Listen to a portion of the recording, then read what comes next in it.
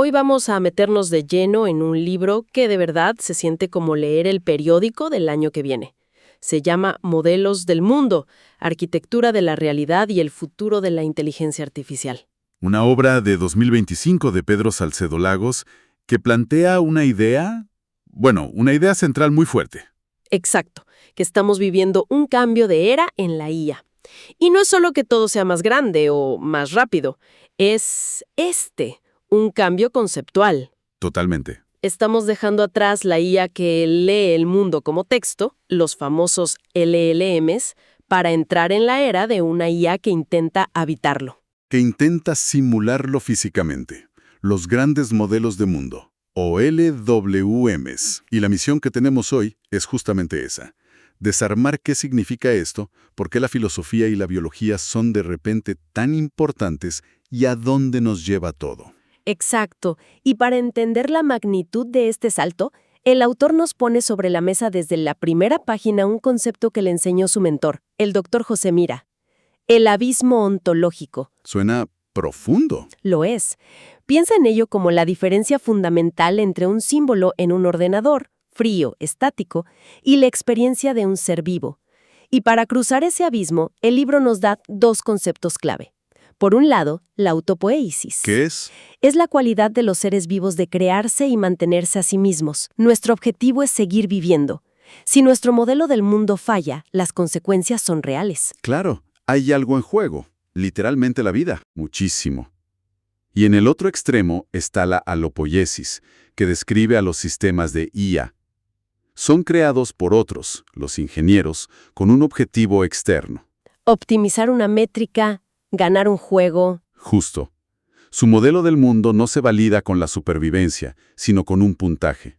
Si fallan, no pasa nada. Se reinician y ya. No arriesgan absolutamente nada.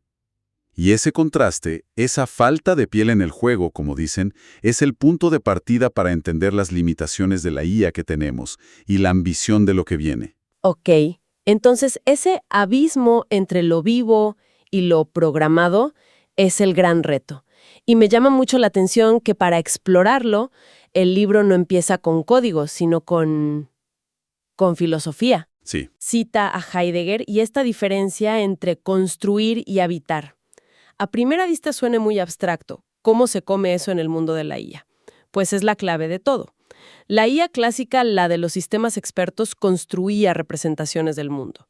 Eran como mapas de una ciudad, rígidos, con reglas predefinidas. Si pasa A, haz B. Entiendo. Pero nosotros los seres vivos no construimos el mundo, lo habitamos.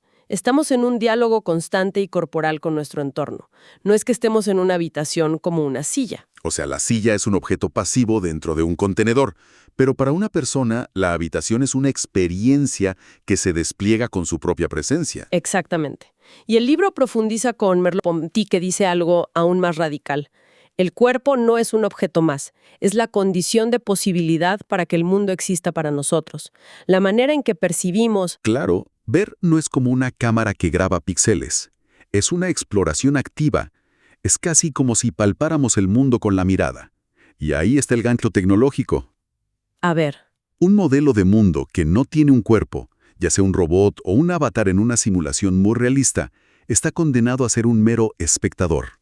No puede habitar, solo puede observar. ¿Eso es? Y el libro incluso habla de biosofía, un concepto de Nazaet Castellanos, que dice que pensar es un acto fisiológico, que hasta nuestra respiración afecta cómo recordamos o sentimos. Un modelo de mundo biológico como el nuestro literalmente respira. La IA actual no. Y esa es la frontera, supongo. Esa es la frontera. La IA no tiene esa vulnerabilidad, esa dependencia del cuerpo que nos obliga a entender el mundo de una forma mucho más profunda. Toda esta base filosófica sobre habitar el mundo es fascinante, pero la verdad me cuesta trabajo imaginar cómo un ingeniero en Silicon Valley traduce a Heidegger en líneas de código. Claro. ¿Cómo luce en la práctica este intento de crear una IA que habita en lugar de solo calcular?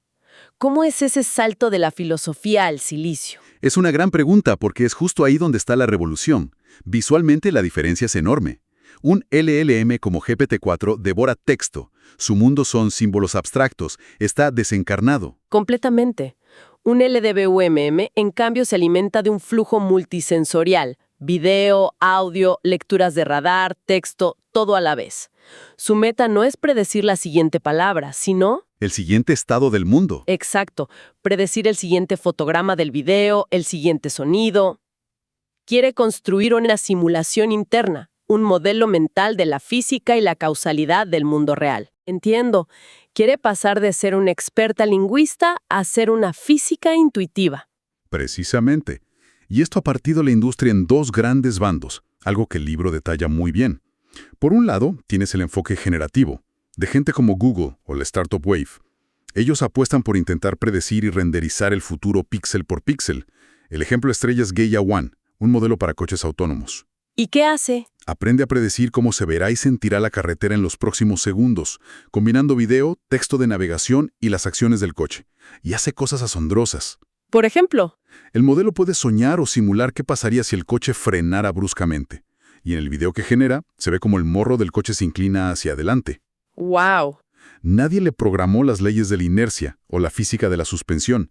Aprendió sus principios simplemente viendo miles de horas de video. Un momento, ¿pero de verdad aprendió física? ¿O es que ha visto tantos millones de videos de frenazos que se ha vuelto una imitadora estadística perfecta, como un loro superdotado? Esa es la pregunta del millón. El libro distingue entre una comprensión genuina de la gravedad y una mímica de patrones a hiperescala. Es que esa es exactamente la crítica que hace el otro bando. El enfoque predictivo, liderado por Yann LeCun en Meta. Claro. Ellos dicen que predecir cada píxel es un desperdicio de computación brutal. ¿Para qué predecir el movimiento exacto de cada hoja de un árbol si lo único que importa es que hay un árbol bloqueando el camino? Tiene sentido. Su propuesta es una arquitectura llamada GEPA. En lugar de predecir la imagen futura completa, predice una representación abstracta y comprimida de esa imagen en lo que llaman el espacio latente. A ver si lo entiendo. Entonces, si la IA estuviera viendo un partido de fútbol, el enfoque generativo de Google intentaría predecir la posición exacta de cada gota de sudor del jugador. Ajá. Mientras que JIPA, el de Meta, solo se preocuparía por predecir el jugador va a chutar el balón hacia la portería. ¿Es esa la idea? ¿La esencia sobre el detalle? Has dado en el clavo. Es exactamente eso. JIPA filtra todo el ruido visual y se queda con la información semántica importante. Es mucho más eficiente para razonar y planificar. O sea, es la diferencia entre crear una película fotorrealista del futuro y crear un mapa conceptual de ese futuro. Tal cual. Y supongo que esta capacidad de simular no se queda solo en los coches. El libro menciona otro ejemplo que es una ciencia ficción, Genie, de Google DeepMind. Genie es increíble. Le das una sola imagen, puede ser un dibujo infantil, una foto, lo que sea, y genera un videojuego 2D completamente jugable a partir de ella. ¿Cómo? Y lo más loco es cómo aprende. Lo entrenaron con cientos de miles de horas de videos de gente jugando a videojuegos en Internet, sin ninguna etiqueta. Sin datos etiquetados. Sin nada, el modelo no solo aprendió las físicas de sus mundos, sino que dedujo por sí solo las acciones latentes, o sea, qué botones del control debió presionar el jugador para que el personaje saltara o se moviera. Está aprendiendo la relación causa-efecto a un nivel muy, muy profundo. Pero todos estos son mundos virtuales. Supongo que la prueba de fuego es cuando los pones en un cuerpo de metal. En la robótica, sin duda. El libro lo llama IA corpórea. Y aquí el santo grial es resolver el problema del Sim to Real. El paso de la simulación a la realidad. Exacto. Cómo transferir lo que un robot aprende en una simulación perfecta a nuestro mundo, que es caótico. Y aquí el libro destaca dos avances brutales. El primero es Daydreamer. Daydreamer, el soñador. Es que funciona de una forma casi biológica. El robot interactúa un poco con el mundo real para recolectar datos. Con eso, construye su propio modelo del mundo, su propia imaginación, y luego entrena el resto del tiempo dentro de ese sueño. Dentro de su cabeza, sin moverse. Y funciona. Los resultados son de película. Pusieron a un robot cuadrúpedo que era básicamente un recién nacido y en lugar de pasar semanas tropezando en el mundo real, lo dejaron soñar durante 1 hora. ¿Y al despertar? Ya sabía caminar perfectamente. Es una locura. Y mencionas un segundo avance. Sí. Eureka de NVIDIA. Esto ya es metaaprendizaje. Usa un LLM, un modelo como GPT-4, para escribir el código de la función de recompensa del robot. Que es básicamente el código que le dice al robot cuál es su objetivo, ¿no? Lo que debe desear. Exacto. Antes, esto requería que un equipo de ingenieros trabajara semanas. Ahora, un modelo de lenguaje le dice a un modelo de mundo qué es lo que debe querer hacer. Una IA dándole un propósito a otra. Justo eso. Vale, esto se está poniendo muy denso. Robots que sueñan, IAs que programan los deseos de otras IAs. Más allá de los laboratorios, ¿cómo impacta esto en la sociedad? Totalmente. El libro explora dos áreas que son transformadoras. Una es la atención sanitaria. Se habla de crear gemelos digitales biológicos. ¿Una simulación de mi propio cuerpo? Imagine tener una simulación tan precisa de tu cuerpo que los médicos puedan probar la respuesta a un fármaco en tu gemelo digital antes de tocarte a ti. Predecir efectos secundarios, optimizar dosis, es medicina personalizada a otro nivel. Y la otra área es la planificación urbana, ¿verdad? Volviendo a Heidegger. Exacto. Ya no se trata solo de simular el flujo del tráfico, que es un problema de optimización. Se trata de simular la habitabilidad. ¿Cómo se va a sentir la gente en un espacio? Justo. Esta nueva plaza fomentará la interacción social o el aislamiento. Es aplicar estos modelos para entender la experiencia humana del espacio. Pero aquí entramos en un terreno muy delicado. Si estas IAs no solo predicen el mundo, sino que empiezan a ayudarnos a diseñarlo, las implicaciones éticas son enormes. Enormes. Y aquí el libro introduce un concepto de la teórica Louisa Moore que es fundamental, worlding, que podríamos traducir como hacer mundo. Hacer mundo. La idea es que estos algoritmos no son espejos pasivos de la realidad. La moldean, la instancian, la crean activamente. ¿Necesito un ejemplo concreto de esto? El que da el libro es muy claro y preocupante. Imagina un modelo policial que usa datos históricos de arrestos para predecir dónde ocurrirán futuros crímenes. Ok. Si esos datos iniciales tienen sesgos, por ejemplo, si una minoría ha sido históricamente más vigilada, el modelo aprenderá a asociar su código postal con un alto riesgo, y como resultado se enviará más policía a esta zona. Lo que inevitablemente llevará a más arrestos en esa zona, aunque sea por delitos menores. Exacto. Y esos nuevos arrestos se usan para reentrenar al modelo, que se vuelve aún más seguro de que esa zona es peligrosa. Es un círculo vicioso terrible. Terrible. Lo que el algoritmo cree que es verdad por los datos sesgados que le dimos, termina convirtiéndose en la dura realidad para la gente de ese barrio. El mapa del algoritmo redibuja el territorio. Y el libro habla de la política de la latencia. Suena complejo, pero supongo que se refiere a que estas decisiones se toman en ese espacio latente del que hablábamos, esa caja negra que ni sus creadores entienden del todo. Justo. Y el problema es que la culpa se diluye. Si un coche autónomo que usa uno de estos modelos tiene un accidente, ¿a quién le echas la culpa? Al ingeniero, a los datos, al propio modelo. Nadie sabe a quién apuntar. La responsabilidad se fragmenta hasta desaparecer. Vale, el libro nos lleva hasta el final del camino, a una frontera que es todavía más compleja, quizás la más humana de todas, las emociones. Uf. Sí, un LWM actual puede predecir la física de un choque, pero no siente que un choque es malo. No tiene valores. No porque no tiene nada que perder. Y para abordar esto, el autor introduce la idea de la homeostasis artificial. Como la homeostasis biológica, el equilibrio interno. Exacto. En biología es el proceso por el cual nuestro cuerpo se autorregula para sobrevivir. La propuesta es que la IA del futuro podría necesitar algo parecido, una especie de instinto de conservación digital. ¿Y cómo se programa un instinto? Suena imposible. La propuesta es a través del aprendizaje por refuerzo homeostático. La idea es cambiar el objetivo del robot. En lugar de maximizar un puntaje externo como recoge 10 cajas. Exacto. El objetivo es mantener un conjunto de variables internas en una zona de confort. Exacto. Variables como el nivel de la batería, la temperatura, la integridad de sus piezas, e incluso una variable de satisfacción social basada en la interacción con humanos. La emoción, entonces, no es un sentimiento. No, es una señal de control que le dice al sistema si está en equilibrio o si algo va mal.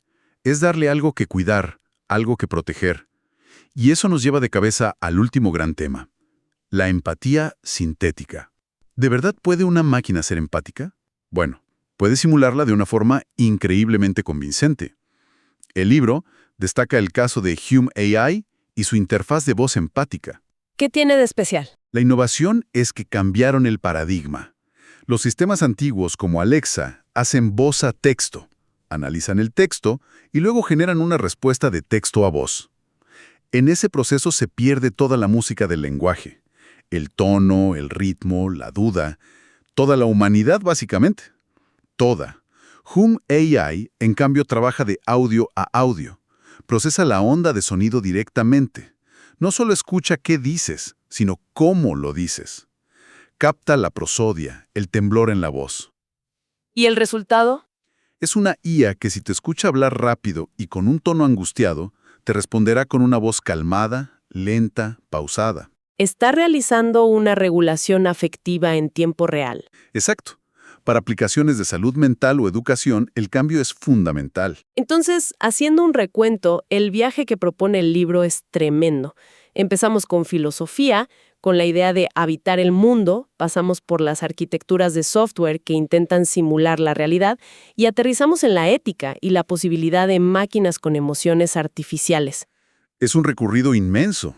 La idea central parece ser que todo este salto tecnológico de los símbolos a la simulación es un intento de ingeniería para cruzar ese abismo ontológico del que hablamos al principio. Es un intento de construir un puente sobre ese abismo, ¿sí? Y la conclusión del autor, citando una vez más a su mentor, es que la IA debe ser siempre una herramienta al servicio de la vida, no un intento de reemplazarla. Porque la simulación no es la realidad. Por muy perfecta que llegue a ser, no es la realidad. Nunca tendrá la fragilidad y la finalidad que le dan sentido a nuestra existencia. Es un buen punto para cerrar. Y nos deja con una reflexión final que el libro plantea y que me parece muy potente. Todo esto redefine lo que significa ser un ingeniero de IA. Ya no son solo programadores. Se están convirtiendo en una especie de curadores de realidades. Son ellos los que eligen los datasets, los que deciden qué trozos del mundo verá la IA para aprender. Son los que construyen la experiencia sensorial de estas nuevas inteligencias. Y eso nos lanza una pregunta a todos. Una pregunta fundamental. ¿Qué tipo de mundo, con qué valores, con qué prioridades y con qué sesgos estamos eligiendo construir para ellas y, por lo tanto, para nosotros mismos?